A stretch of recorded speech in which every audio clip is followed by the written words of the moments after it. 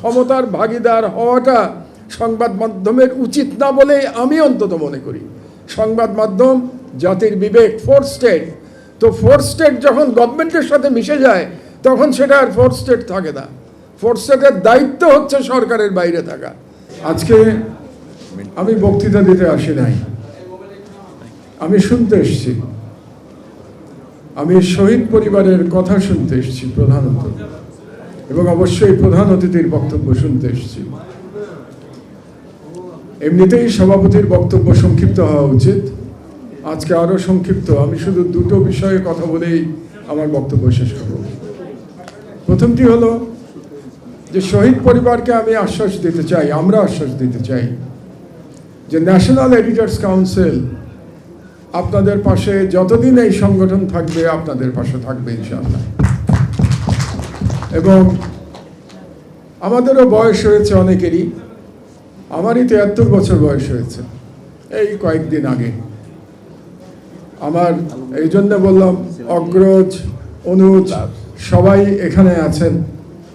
তো যতদিন আল্লাহ হায়াত রেখেছেন আমরা ন্যাশনাল এডিটর্স কাউন্সিল আমরা যতটা সম্ভব শহীদ সাংবাদিকদের সহযোগিতা করে যাব। জুলাই শহীদ সাংবাদিকদের, তাদের পরিবারের, তাদের সন্তানদের আমরা ধরে নেব যে তারা আমাদেরই সন্তান। ন্যাশনাল এডিটর্স কাউন্সিলে আমরা যারা আছি আমাদেরই সন্তান তারা। আরেকটি কথা বলে রাখি, ন্যাশনাল এডিটর্স কাউন্সিল যতদিন আছে ততদিন জুলাই বিপ্লব আমরা ভুলতে দেব না ইনশাআল্লাহ।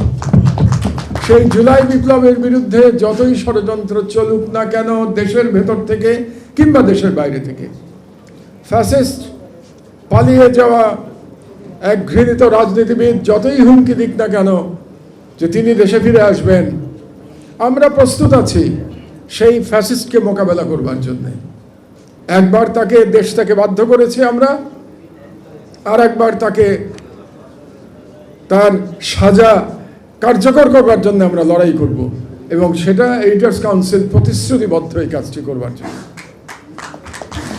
আর আরেকটি কথা বলেই আমার বক্তব্য শেষ করব, সেটা হচ্ছে যে আমরা editors council, national editors council কেন করেছি? আমরা এটা করেছি এই কারণে, আমরা সারা দেশের সকল পত্রিকার সকল সম্পাদকদের আমরা ঐক্যবদ্ধ করতে চেয়েছি।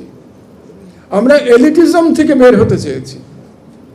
আমরা দেখেছি এর আগে যে এডিটরদের নামে একটা এলিটিস্টদের একটা নিয়ন্ত্রণ দেখেছি আমরা গত 55 বছর ধরে। আমরা সেখান থেকে বেরিয়ে আসতে চেয়েছি। প্রধান অতিথি নিশ্চয়ই খেয়াল করেছেন যে আজকের প্রথম বক্তা যিনি ছিলেন তিনি সিলেটের একজন সম্পাদক।